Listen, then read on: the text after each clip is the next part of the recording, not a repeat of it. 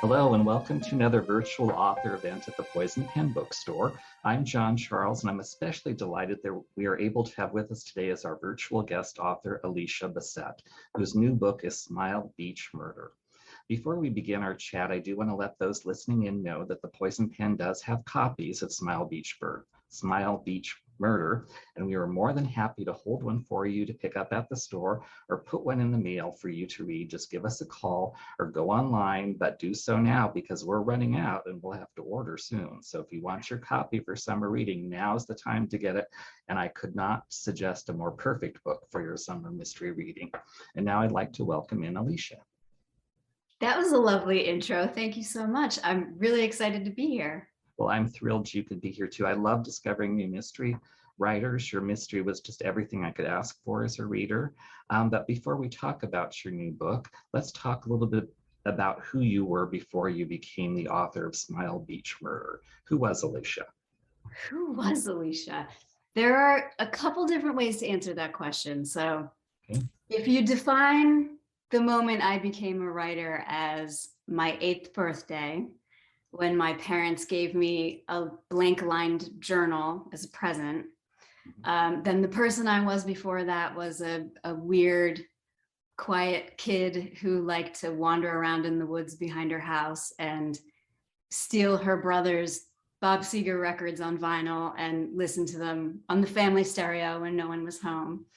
But if you define the moment I became an author as a writer, as you know, when I started publishing novels, then I would probably talk about my professional life as a print journalist. So right out of college, I worked for quarterly magazines at a few different places. And then I worked for a suburban weekly newspaper, actually in my hometown in central Massachusetts. So does that answer the question? It does. You were working in journalism, but you did want to be a novelist. And if I understand correctly, you and your husband both kind of took a daring leap to become writers. We did. So we were in our, I was 28, he was 30, and we had always talked about becoming novelists and didn't really seem to be happening because we weren't writing novels. He was an English teacher. I was working at a college for an alumni magazine. And we just decided, let's really go for it. So we quit our jobs and sold our house and backpacked around Southern Africa for a couple of weeks, visiting our friend who's in the Peace Corps. And then he went for his MFA. And that's when I was working for the newspaper and getting lots of ideas for future novels. And yeah, that was the leap that we took. We actually moved in with my parents, which was tricky and interesting. Very lucky. I mean, we were able to save a lot of money, but yeah, so it amazingly worked out somehow. So he published his novels first, and then I was shortly behind him. So, and here we are. And so then you decided you had published one book as an author, and you decided now you wanted to try again, but you wanted to try mysteries. Is that correct? Yeah. So my first novel came out in 2010, and it was a work of women's fiction. And then I had a long fallow period of about 10 years where I was writing manuscripts with the hope of getting them published, and they just weren't getting past the gatekeepers. And I hesitate to call them failed manuscripts because I don't think any writing is wasted, but the attempts I was making certainly wasn't getting me what I wanted, which was to publish a book. So a few years ago, I was sort of at the end of my rope, feeling very depressed. I had just given up on another, trying to had a manuscript, didn't go anywhere, got a ton of rejections. And I decided I was going to give up writing. And I declared to my husband over breakfast one morning that I wasn't ever going to write another word unless it was an item on a grocery list. But other than that, no writing. And he said, all right, whatever. And he said, did you ever consider that maybe you're in the wrong genre? You're trying to write women's fiction, but think about the books that are on your nightstand right now. And so I got up and went into the bedroom and looked at the books on my nightstand. And sure enough, there was an Agatha Christie in there, Rita Mae Brown, Louise Penny. And my husband said, do you see a theme here now? And I said, yeah, but I love reading mysteries, but I'm not smart enough to write one. You have to be really good at plot to write a mystery, and plot is not my strong suit. And he said, well, just make it your strong suit. And so I pouted for 24 hours. And then the next day I woke up and I said, he's totally 100% right. And I set out very intentionally to become a master of plot. So I read a whole bunch of craft books about writing plot, and I took, masterclass.com. Oh. I took a masterclass. Dan Brown has one on how to write a thriller, and it's really good. And I spent 6 weeks outlining the book that would become Smile Beach Murder, and then I spent 10 months writing it, and then I got an agent. So, and he was able to sell it. So I think I was maybe in the wrong genre, and now I'm in the right genre. I don't know. What can you tell those listening in about Smile Beach Murder? So Smile Beach Murder is about a 38-year-old laid off journalist named Cali Paget. She returns home rather reluctantly to Cattail Island, which is where she grew up in the Outer Banks. And she very quickly gets swept up into some suspicious business. There's a death at the local lighthouse that is very alarming to her. And then there's also a treasure hunt that has been lying dormant for many years and gets resurfaced. And she thinks that the treasure hunt and the lighthouse are linked. So it's a book about coming home. It's about rediscovering your roots and rediscovering a pride in your roots, I think. It's about reinventing yourself in ways that you might not have thought were possible. It's about the importance of story and books and community and setting wrongs to right. It's a terrific description. It's definitely a mystery. I also, now that you're talking about it, I'm thinking perhaps writing those women's fiction novels wasn't such a waste of time after all, because there's elements of that come into the story as well. Yes, I think that's a good observation, and I think you're exactly right. It's a cozy. Smile Beach Murder is a cozy, but I think it's on the darker end of the cozy spectrum. And I think you do get a little more of you get into the emotional lives of the characters a little bit more than you might in a lighter cozy. And maybe I did draw from my 10 years of failure at women's fiction to produce that. So we'll call them practice efforts and not failure. Yeah, not failure. Setting plays a really important role in your book. It's set in the Outer Banks. Cattail Island is fictionalized, but I'm sure you based it on real places. What can you tell us about the setting? And I did not understand your title until I started reading the book, and then it made sense. You didn't understand my what? The title of the book until I started reading it, and I said, why is it called Smile Beach Murder? And then okay, this is why. So I've lived on the Outer Banks for 8 years now. It's a skinny string of barrier islands off the coast of North Carolina. There's an expression that you hear down here quite a bit. The people who live here say it about themselves with great pride. They say the nuts roll to the edge. Isn't that great? So the edge being, of course, the geography of the Outer Banks. It really is the edge. I mean, if you go any farther east, you're out to sea. And the nuts, when you think about it, the Outer Banks has a pretty rich tradition of attracting people with a certain sense of Flair. yeah, daring do maybe. So, there's Lost Colony of Roanoke Island, and then you have the maritime history that followed and all these stories of really daring rescues. And these guys were like in rowboats, like rowing out into a hurricane with ropes, rescuing people. I mean, it's crazy. And then, of course, the Wright brothers came here to fly their crazy flying machine that the rest of the world was ridiculing. And even today, there are a fair amount of people who live here who, they would probably say they're free spirits. They want to go surfing when the surf's up, and when it's not, they want to do their art or, teach their yoga classes or raise their kids or whatever, and just live a peaceable life. So that was kind of the stance that I've observed since I moved down here, and the stance that I was trying to capture when I created the setting of the Outer Banks with affection. I hope that comes across. It's sort of like this real strong sense of individualism coupled with like a real belief in and need for community. So.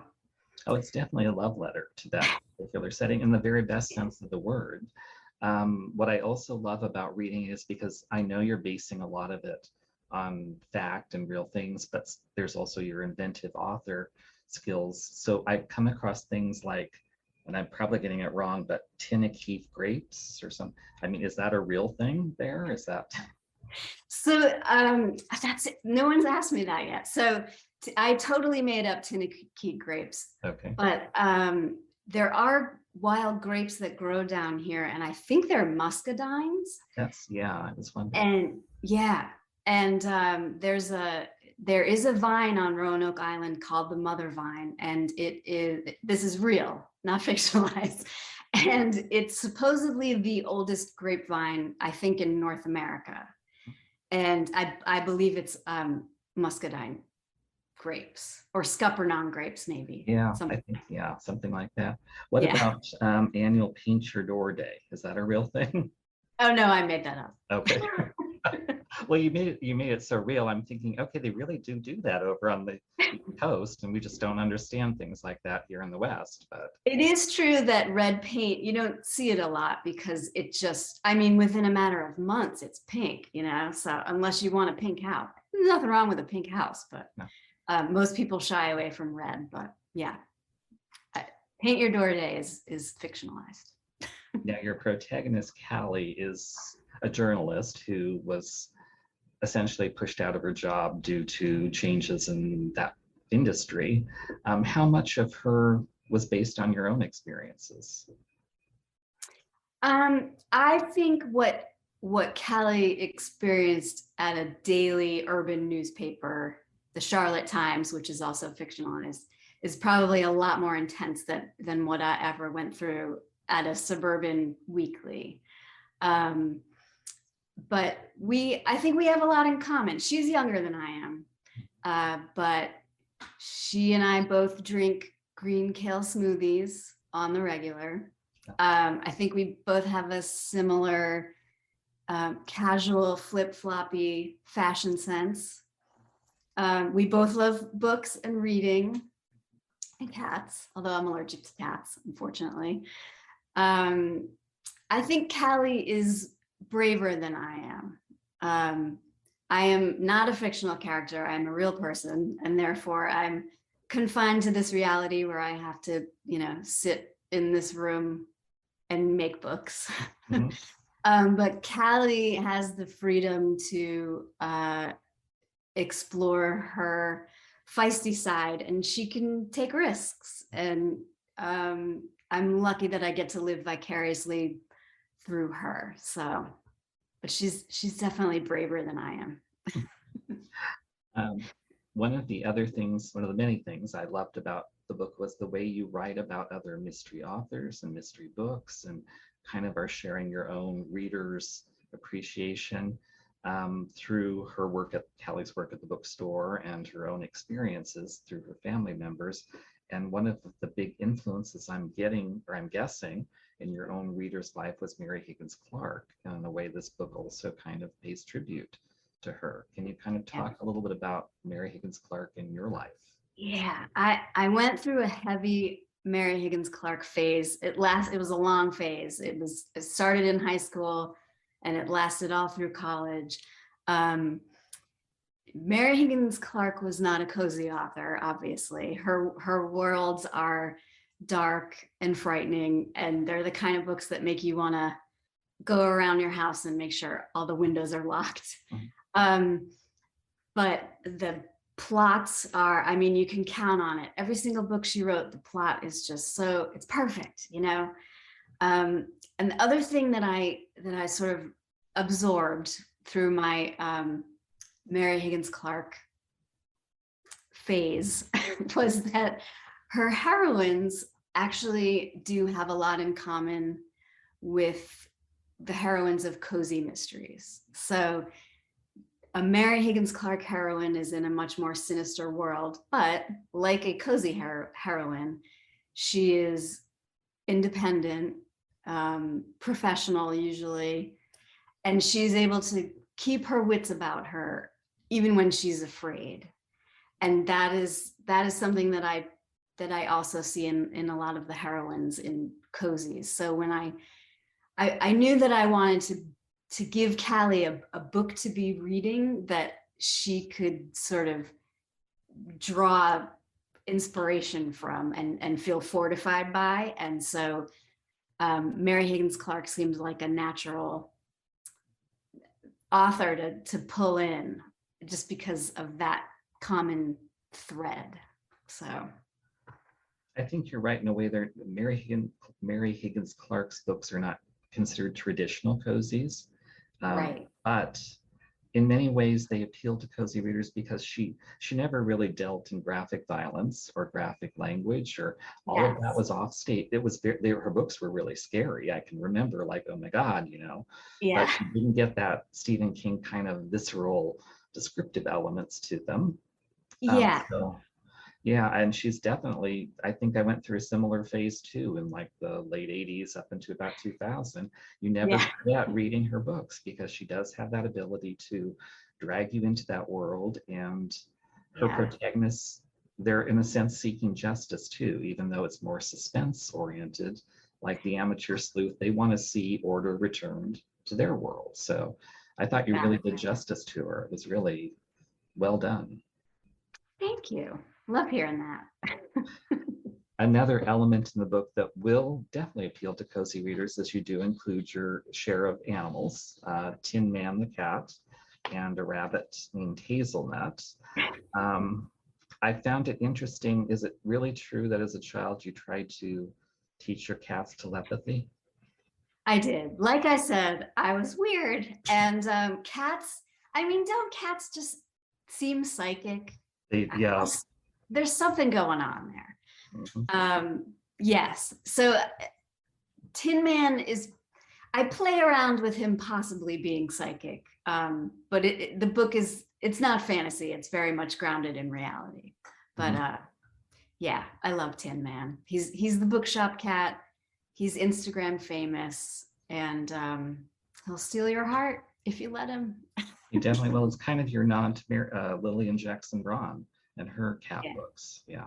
Yes. And that was another important reading phase that I went through started in middle school and lasted a few years, but she had a ton of books. I mean, they just went on and on. The Cat Who Knew Shakespeare, The Cat Who Saw Red, The Cat Who Played Brahms. And they're just so charming. And I've gone back and reread a few recently, and they hold up. Like they're still good today. You know what I mean? Same with Mary Higgins Clark. Did you know that they're actually going to be doing a sequel to Where Are the Children next year? No, I didn't know that. At least that's what they plan. Publishing changes on a dime, so things turn. But yeah, apparently it's like an anniversary connection to her first book. So wow. That should be exciting. I know, Um, I'll look out for that. your books are being marketed in many cases by your publisher as cozies, cozy mysteries. How would you define a cozy mystery yourself? How would you define your book rather? I think it's important that in a cozy, the sleuth is an amateur. So if you're reading a mystery and it's all about a detective or a chief of police or a, I don't know, private investigator or something, it's probably not cozy. It's probably more like, traditional police procedural. In a cozy, the person figuring out the crime is just an everyday person, and they often have kind of fun jobs, like working in a bookshop, for example. Um, I think another hallmark of cozies, and we've talked about this, is they're on the lighter side of crime fiction. But there's a spectrum. Like some cozies are more rated G, they're really sweet. And then other cozies, such as Smile Beach Murder, are probably closer to PG-13. You can get away with a 4-letter word here and there, but never are. And then something else that I would say is the setting is usually contained. So in a cozy, you're not really jet setting or globetrotting. You're returning again and again to the same town, or sometimes a city, or wherever it happens to be. And I think that's what aids in making a cozy feel cozy, because the setting becomes so familiar. It becomes like a character in and of itself. So those are the things that come to mind. Would you add anything to that? I don't know. What's your take on it?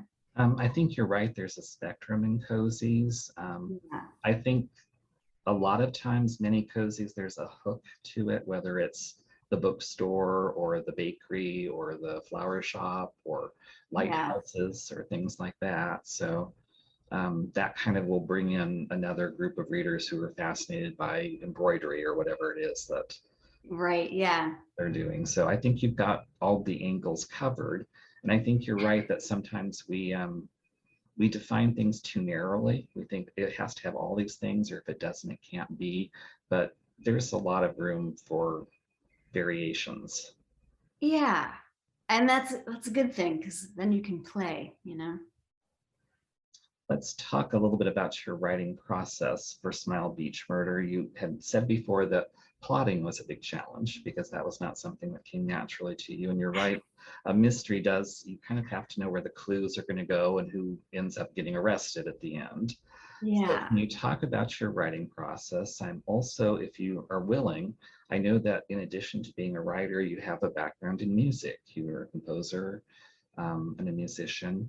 Rhythm is really important, also a published poet. So do you find that rhythm in writing is something that you really worked on? Love that question. Yeah. I'm not sure that I really think about rhythm consciously, but certainly on an unconscious level and on a word level, it's there. So writers talk about being either plotters or pantsers. Either you outline it completely before you even write a word, or you fly by the seat of your pants, just blank page, blinking cursor, and go. For years, I was a pantser and had no plan. And now I am definitely a plotter. And I wonder if that was my problem too. For all those years when I couldn't get published, I just had wasn't in the right process. Because now I couldn't conceive of writing a book without having an outline first. And it's not rigid, but it's scaffolding for sure. But it still allows for deviations or flights of fancy. But you know where you're going when you have an outline. So I love my outlines. um, and yeah, I think with music it's interesting because I'm not an analytical person. I'm definitely right-brained, but when I'm writing, I'm thinking, I'm very much in my head and I'm analyzing. But when I'm working on music, it comes from a right brained place. There's no plan. I'm a pantser when I write music. And I wonder if that's because there's no words, and I don't know, just it comes from a more intuitive place inside of me. There isn't quite as much intuition when it comes to producing books. So I don't know. It's interesting. It's complex. Yeah. You know? What's the best piece of advice you've been given about writing in your long career? Best piece of advice. Well, you hear this a lot said to writers, and it's not untrue, but you hear like, don't give up, be persistent. And yes, be persistent, don't give up. When you walk into a bookstore, every book you see is the result of a writer not giving up at some point. And it doesn't seem like enough. I think there needs to be a little amendment. So my amendment is, don't give up and be teachable, be coachable. Because if you're doing the same thing for years and years, just pig-headed and wondering why it's not working or why you're not getting published, that's not really going to get you far, and it's going to make you very frustrated, and it's going to wreck your confidence and maybe not result in good writing anyway. But if you're willing to grow and develop your skills and turn weaknesses into strengths, and think about feedback from trusted sources, then you might find that you're getting where you want to go a little faster. So don't give up and change. Allow yourself to change, I think that's very smart, because I've heard something kind of similar said by other writers, into effect that if one person tells you something about your writing, you can dismiss it. If two people tell you the same thing, okay, maybe it's not true. But if 10 people tell you same thing about your, maybe it's them and not you that is right. Yeah. Yes. Let's go ahead, and I don't know if you can, but I'm excited to think that Smile Beach Murder is the first in a series. Is that true? That's correct. Okay. So book 2 is under contract. It comes out next spring. It's called Murder on Mustang Beach. So there'll be the paperback publication of Smile Beach Murder, and then shortly followed by the hardback of Murder on Mustang Beach. And I'm working on book 3. It's not contracted yet, but hopefully there will be many more, but we'll see. That's wonderful news.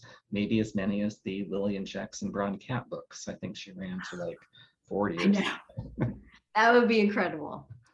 One of the other things I love hearing from authors, especially authors who are big readers, is what's on their reading list, what they've read that they want to share with others. Can you share anything that you're looking forward to or have? Yes. So right now I'm reading, I have it here. I love props. This is called Remarkable Women of the Outer Banks by Hannah Bunn West. If you're interested in Outer Banks history, even a little, I would definitely not miss this. It's really well researched and well written. And she just became a Southern Indie bestseller. So congrats, Hannah Bunn West. Remarkable Women of the Outer Banks, I would recommend. I also recently read, I'll put this on your radar, a cozy that comes out in September. It's called A Death in Door County, and the author is Annalise Ryan. Yeah. I've been thinking about that. Have you read an advance copy? I've not read. I'm anxiously waiting for it. So it's really good.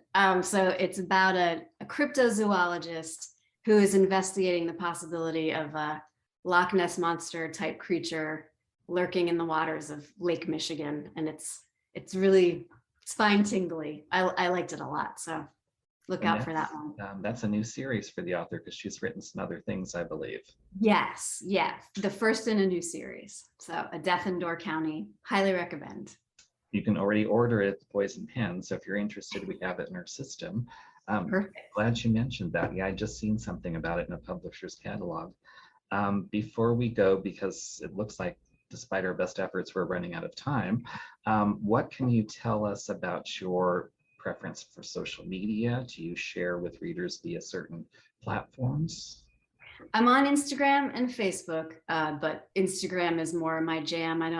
Facebook is, I'm not on there as frequently. So it's aliciabessettebooks.com on Instagram. And I have a newsletter. It's once a month. It's not annoying. And you can sign up for that on my website, which is aliciabessette.com. So I'd love to have people on my newsletter and follow me on Instagram. And it's a wonderful way to know when your next book is coming. So you don't have to worry about that. I can't believe, our time just flew by. It's been wonderful having you, Alicia. I can't recommend your new book, Smile Beach Murder, enough. It's a terrific summer read, winter read, whenever you want to read it. It's got all the elements I love. And especially if you're a reader who loves other writers talking about influences, books and things in their life. It really is like almost a pan. I don't know if I got that word right or not, but we'll go with it. 2 books, mystery writers. And I want to thank Alicia for taking time to visit us virtually. And I want to thank you. This was so much fun. And I really appreciate it. It was my pleasure. Oh, thank you. And thank everyone for tuning into another virtual author event at the Poison Pen Bookstore. Bye, everybody. Thanks. Thank you. Hello. We hope you're enjoying our programs and podcasts with authors. We'd like to expand them, and your help would be appreciated. Please make a donation at poisonedpenfoundation.org. 100% of the proceeds will go to help connect authors with readers in this difficult time. Thank you.